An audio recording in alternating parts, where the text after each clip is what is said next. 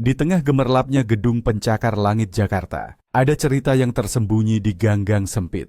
Cerita tentang luka lama yang tak pernah sembuh dan harapan yang menolak padam. Bagaimana jika orang yang paling ingin kau lupakan, justru adalah orang yang paling kau butuhkan? Malam ini, sebuah restoran mewah akan menjadi saksi pertemuan yang telah ditakdirkan selama puluhan tahun. Bersiaplah untuk sebuah kisah yang akan menggetarkan hati Anda. Namanya Ibu Lastri. Usianya telah melampaui 70 tahun, dan setiap kerutan di wajahnya menyimpan sebuah cerita. Selama puluhan tahun, ia hidup dengan satu tujuan, menemukan putranya, Baskara, yang terpaksa ia tinggalkan di panti asuhan saat masih kecil. Setelah menabung sedikit demi sedikit dari hasil menjual kue-kue kecil, ia akhirnya berhasil memesan satu meja di Mahligai Senja, restoran termewah di jantung kota, tempat putranya kini menjadi seorang direktur. Dengan selembar foto usang di genggamannya, ia melangkah menuju takdirnya, tidak tahu bahwa malam ini akan menjadi malam terberat, sekaligus terindah dalam hidupnya. Malam merayap di atas Jakarta, membawa serta udara lembab sisa hujan sore. Lampu-lampu gedung di kawasan Sudirman Central Business District berkelip seperti permata buatan, acuh tak acuh pada sosok tua yang berjalan tertatih di trotoar. Ibu Lastri mengeratkan pegangannya pada tas kain usang. Kebaya sederhana yang ia kenakan terasa tipis melawan hembusan angin dari pendingin lobi gedung-gedung raksasa. Aroma aspal basah bercampur dengan wangi parfum mahal dari orang-orang yang melewatinya dengan cepat. Di hadapannya, restoran Mahligai Senja berdiri megah, pintunya yang terbuat dari kaca dan kuningan berkilauan, seolah menjadi gerbang menuju dunia lain, dunia milik putranya. Jantungnya berdebar kencang, campuran antara takut dan rindu yang telah ia pendam selama 30 tahun lebih. Dengan napas tertahan, Ibu Lastri mendorong pintu kaca yang berat itu. Seketika, kehangatan dan alunan musik gamelan yang lembut menyambutnya, kontras dengan hiruk-pikuk jalanan di luar. Matanya yang sudah mulai rabun, mencoba beradaptasi dengan cahaya keemasan yang temaram. Interior restoran itu lebih mewah dari yang pernah ia bayangkan. Ukiran kayu jati Jepara menghiasi dinding, dan di tengah ruangan, sebuah taman vertikal dengan anggrek bulan yang mekar sempurna menjadi pusat perhatian. Ia merasa seperti butiran debu di sebuah istana. Langkahnya ragu-ragu saat mendekati meja resepsionis yang terbuat dari marmer hitam mengkilap. Di sana, seorang wanita muda yang cantik dan angkuh menatapnya dengan pandangan dingin. "Selamat malam, ada yang bisa saya bantu?" Suara resepsionis itu, yang bernama Sinta, terdengar manis namun menyimpan nada tajam yang tak bisa disembunyikan. Senyum profesionalnya membeku saat matanya menelusuri penampilan Ibu Lastri dari atas ke bawah. Dari kerudung sederhana hingga sandal jepit yang sedikit basah. "Mungkin Ibu salah alamat. Ini restoran Mahligai Senja," lanjutnya dengan penekanan pada kata restoran, seolah menegaskan bahwa tempat ini bukan untuk orang seperti Ibu Lastri. Sinta merasa reputasi restoran tercoreng hanya dengan kehadiran wanita tua ini di lobi. Ia harus menyingkirkannya, dan cepat.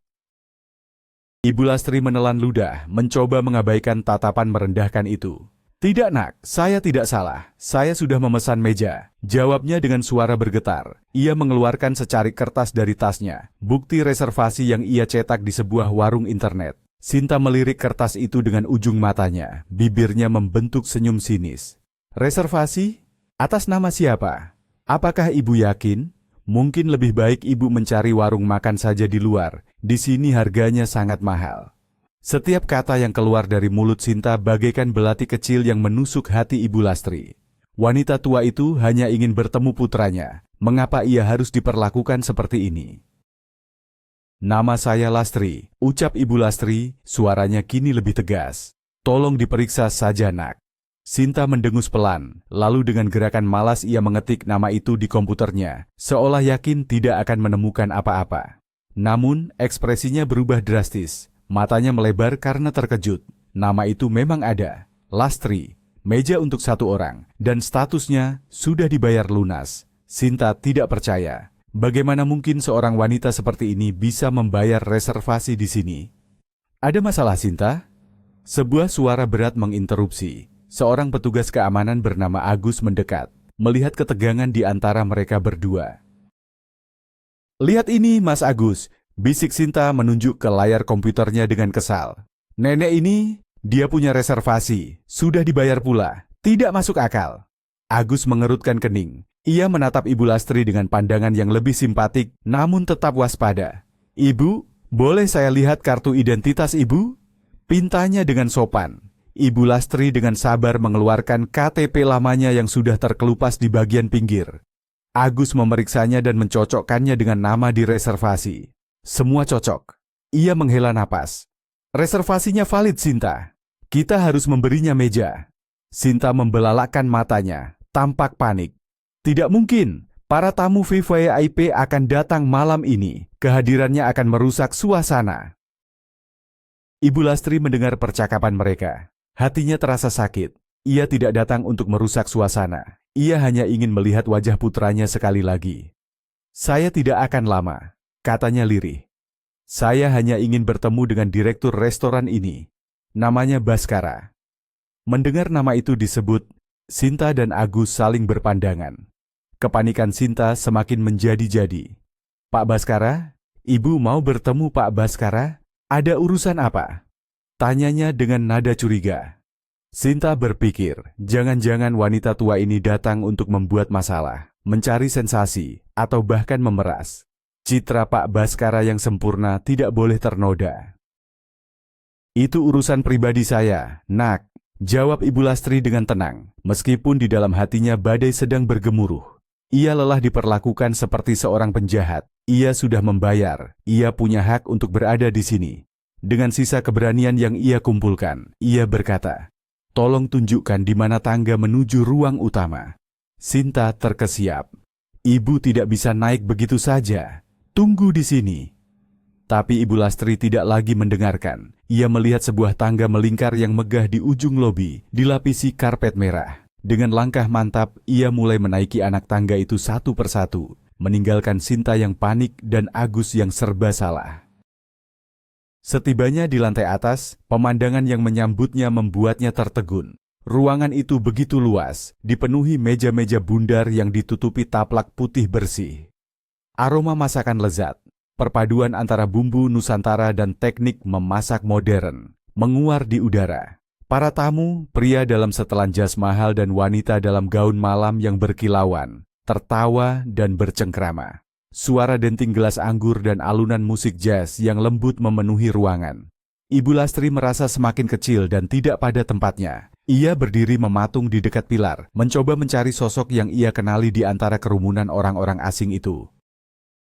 Kehadirannya tidak butuh waktu lama untuk menarik perhatian. Seorang pria paruh baya yang perutnya buncit, yang duduk di meja terdekat, menatapnya dengan jijik. Hei, siapa itu? Kenapa pengemis bisa sampai ke atas sini? Teriaknya, suaranya yang serak karena terlalu banyak merokok menarik perhatian seluruh ruangan. Seketika, semua percakapan berhenti. Puluhan pasang mata yang tadinya hangat dan penuh tawa, kini menatap Ibu Lastri dengan pandangan dingin dan penuh penghakiman. Ruangan yang tadinya terasa hangat, kini menjadi sedingin es. Ibu Lastri merasa seolah semua dinding mendekat untuk menghimpitnya. Benar sekali Pak Hartono, sahut seorang wanita dengan perhiasan gemerlap di leher dan tangannya.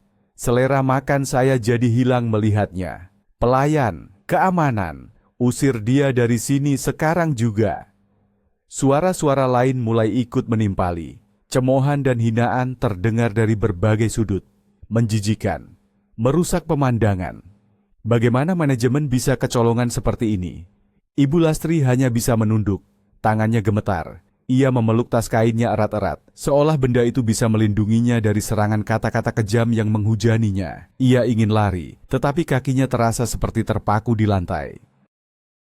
Di sudut lain, seorang pelayan muda bernama Dewi menatap pemandangan itu dengan hati perih. Ia ingin sekali mendekat dan membela wanita tua itu, tetapi lengan seniornya menahannya. Jangan ikut campur, Wi, bisik seniornya. Mereka itu tamu penting. Kalau kamu membuat masalah, kamu bisa dipecat. Dewi menatap para tamu itu dengan nanar. Orang-orang yang memiliki segalanya, namun tidak memiliki sedikit pun belas kasihan. Hatinya menjerit dalam diam, menyaksikan ketidakadilan yang terjadi di depan matanya. Ia merasa malu menjadi bagian dari tempat yang memperlakukan seorang lansia dengan begitu buruk. Di tengah keributan itu, sebuah pintu di ujung ruangan terbuka.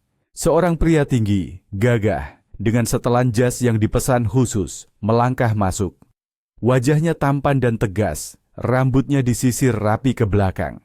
Gerak-geriknya memancarkan aura wibawa dan kekuasaan. Itulah dia, Baskara, putra yang dirindukannya.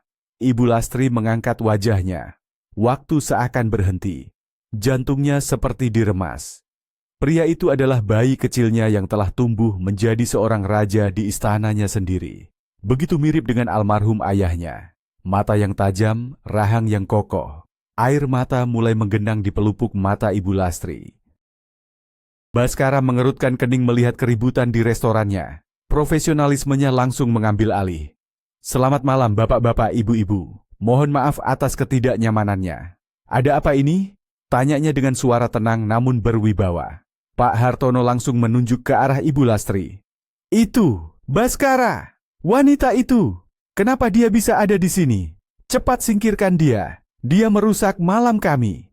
Baskara mengikuti arah telunjuk itu dan matanya bertemu dengan mata Ibu Lastri.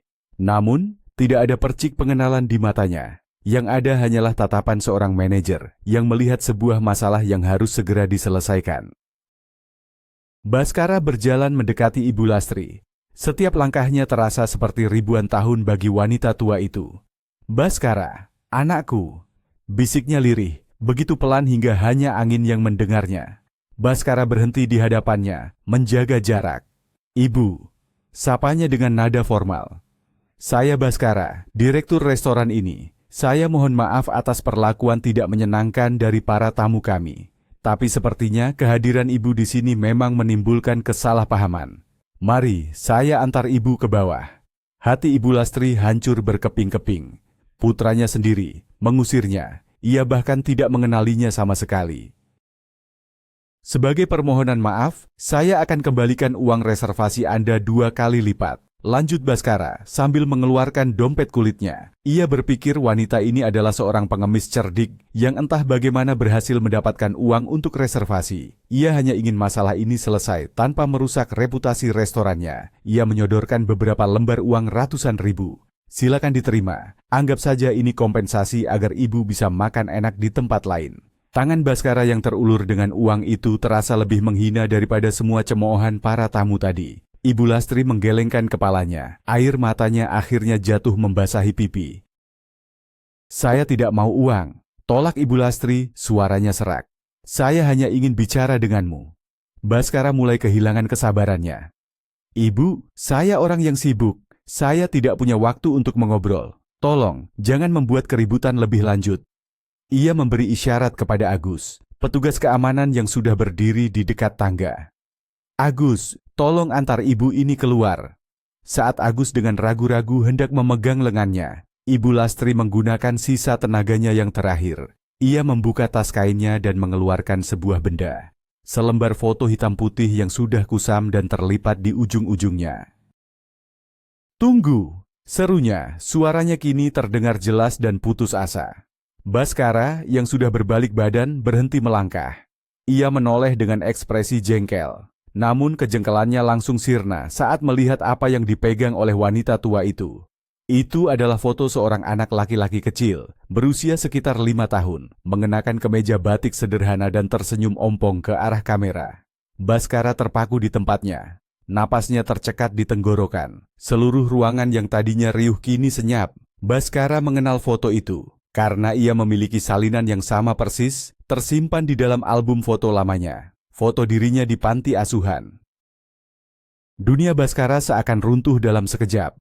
Suara-suara di sekelilingnya meredup menjadi dengungan. Ia berjalan kembali ke arah Ibu Lastri. Gerakannya seperti robot. Matanya tidak lepas dari foto itu. Dari mana ibu mendapatkan foto ini? Tanyanya. Suaranya bergetar untuk pertama kalinya. Ibu Lastri menatapnya dengan mata penuh air mata. Karena aku yang membawamu ke tukang foto keliling hari itu, nak, aku ibumu. Pengakuan itu menggema di ruangan yang sunyi. Para tamu yang tadi mencemooh kini menatap dengan mulut ternganga. Sinta dan Agus pucat pasi. Baskara merasa lantai di bawah kakinya bergoyang. Tanpa berkata apa-apa lagi, Baskara meraih lengan Ibu Lastri dengan lembut. Ikut saya, ucapnya tegas. Ia membawa ibunya melewati kerumunan tamu yang membisu, menuju kantor pribadinya di belakang. Ia menutup pintu, menciptakan keheningan yang pekat di antara mereka. Baskara menyandarkan tubuhnya ke pintu, mencoba mengatur napas. Pikirannya kacau, marah, bingung, sedih. Semua perasaan yang telah ia kubur selama puluhan tahun kini meledak ke permukaan. Ini tidak mungkin, desisnya. Ibuku sudah meninggal. Begitu kata pengurus panti. Mereka berbohong, Nak, kata Ibu Lastri lirih. Aku tidak pernah meninggal. Aku sakit parah. Ia kemudian mulai menceritakan segalanya. Tentang kehidupannya yang miskin di sebuah desa kecil. Tentang suaminya, Ayah Baskara, yang meninggal karena kecelakaan kerja. Meninggalkannya sebatang kara dengan seorang bayi. Ia menceritakan bagaimana ia mencintai dan merawat Baskara dengan segenap jiwa raganya, meskipun mereka seringkali tidak punya cukup makanan. Baskara mendengarkan dalam diam, setiap kata ibunya membuka luka lama yang ia kira sudah sembuh. Kemarahan Baskara akhirnya meluap. Cinta? Ibu menyebut itu cinta? Bentaknya. Suaranya penuh dengan kepahitan puluhan tahun. Ibu meninggalkanku di tempat mengerikan itu. Dindingnya dingin, pengasuhnya galak. Setiap hari Minggu, aku menunggu di depan gerbang, berharap ibu akan datang menjemputku. Tapi ibu tidak pernah datang. Tahukah ibu bagaimana rasanya menjadi anak yang dibuang? Air mata kemarahan mengalir di pipi Baskara. Ia bukan lagi seorang direktur yang berwibawa. Ia hanyalah seorang anak kecil yang terluka dan kebingungan. Ibu Lastri terisak melihat penderitaan putranya. Maafkan aku, Nak. Maafkan aku, ratapnya. Aku tidak punya pilihan. Dokter bilang aku terkena penyakit paru-paru yang parah. Aku harus diisolasi di sanatorium selama bertahun-tahun. Mereka bilang, jika aku tetap bersamamu, kau bisa tertular dan meninggal. Aku tidak bisa membiarkan itu terjadi. Meninggalkanmu adalah hal terberat yang pernah kulakukan. Itu membunuhku setiap hari. Penjelasan itu membuat Baskara terdiam. Sebuah penyakit, bukan karena ia tidak diinginkan, tapi karena ibunya berusaha melindunginya. Ketika aku akhirnya sembuh dan keluar dari sanatorium, lanjut Ibu Lastri, aku langsung berlari ke panti asuhan untuk menjemputmu. Tapi, mereka bilang kau sudah diadopsi oleh keluarga kaya. Mereka bilang kau sudah bahagia dan akan lebih baik jika aku tidak mengganggumu. Mereka menolak memberikan alamat keluarga barumu. Ibu Lastri menunduk, bahunya berguncang karena isak tangis yang tak tertahankan. Sejak saat itu, hidupku hanya tentang mencarimu. Setiap hari aku berdoa agar bisa melihatmu sekali lagi sebelum aku mati. Kisah itu, yang diucapkan dengan begitu tulus dan penuh kepedihan, perlahan-lahan meruntuhkan dinding kebencian di hati Baskara. Keheningan menyelimuti ruangan. Baskara menatap wanita tua di hadapannya. Ia melihat penderitaan yang tak terbayangkan di matanya. Penderitaan yang sama, atau bahkan lebih besar dari yang ia rasakan. Kebenciannya selama puluhan tahun mulai luntur, digantikan oleh gelombang pemahaman dan iba. Ia tidak dibuang, ia diselamatkan, dan ibunya telah menderita sepanjang hidupnya karena keputusan itu. Bagaimana? Bagaimana ibu menemukanku? Tanyanya dengan suara yang lebih lembut. Ibu Lastri menceritakan tentang pertemuannya secara tidak sengaja dengan seorang teman lama yang putrinya bekerja di sebuah yayasan sosial. Dengan bantuan yayasan itulah, setelah pencarian yang panjang, mereka akhirnya menemukan nama Baskara Wijoyo, direktur restoran Mahligai Senja. Aku menabung selama lebih dari setahun hanya untuk bisa membayar reservasi di sini, Nak. Akunya. Aku hanya ingin memastikan kau baik-baik saja dengan mataku sendiri. Baskara merasa hatinya seperti ditusuk. Ibunya harus menabung begitu lama dan menderita penghinaan hanya untuk bertemu dengannya. Bagaimana kehidupan ibu sekarang? Di mana ibu tinggal? Tanya Baskara. Rasa bersalah mulai menjalari dirinya. Ibu Lastri tersenyum tipis, tidak ingin membebani putranya yang baru ia temukan. Ibu menyewa kamar kos kecil, Nak. Cukup untuk ibu sendiri. Jangan khawatirkan ibu. Ia berbohong. Ia tidak ingin Baskara tahu bahwa ia sebenarnya tinggal menumpang di sebuah gubuk reot milik seorang petugas kebersihan di sebuah perkampungan kumuh, setelah rumah peninggalan orang tuanya diambil oleh kerabatnya. Baginya, melihat Baskara sukses dan sehat sudah lebih dari cukup.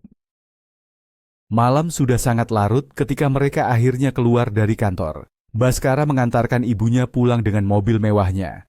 Sesuai permintaan Ibu Lastri, ia menurunkannya di tikungan jalan sebuah gang sempit yang ramai. "Sampai sini saja, Nak. Ibu bisa jalan sendiri." Baskara ragu, tetapi ia menghormati keinginan ibunya. Ia menatap punggung tua itu berjalan tertatih-tatih dan menghilang ke dalam kegelapan gang. Malam itu, Baskara tidak bisa tidur. Bayangan ibunya dan cerita pahitnya terus berputar di kepalanya. Beberapa hari kemudian, didorong oleh perasaan yang tak bisa ia jelaskan, Baskara menyewa seorang detektif swasta untuk mencari tahu alamat asli ibunya. Hatinya hancur ketika menerima laporan itu. Foto-foto sebuah gubuk triplek di bantaran kali, kumuh dan tidak layak huni. Di sanalah ibunya tinggal. Wanita yang telah mengorbankan segalanya untuknya, hidup dalam kondisi yang begitu menyedihkan. Tanpa menunggu lebih lama, Baskara langsung meluncur ke alamat itu. Ia menemukan ibunya sedang duduk di sebuah bangku kayu di depan gubuk, menatap kosong ke arah aliran sungai yang keruh. Baskara turun dari mobilnya. Setelan jas mahalnya tampak sangat kontras dengan lingkungan kumuh di sekitarnya. Ia berjalan mendekat. Ibu Lastri mengangkat wajahnya dan terkejut melihat putranya berdiri di sana. "Baskara, kenapa kau di sini, Nak?"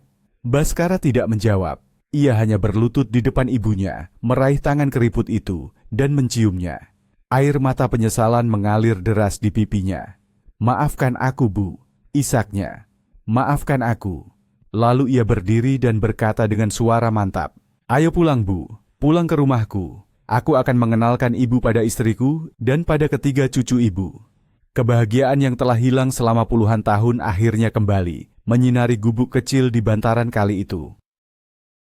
Pada akhirnya, Baskara tidak hanya menemukan kembali ibunya, tetapi ia juga menemukan kembali bagian dari dirinya yang telah lama hilang. Dinding kebencian yang ia bangun selama puluhan tahun runtuh oleh kebenaran dan pengorbanan seorang ibu.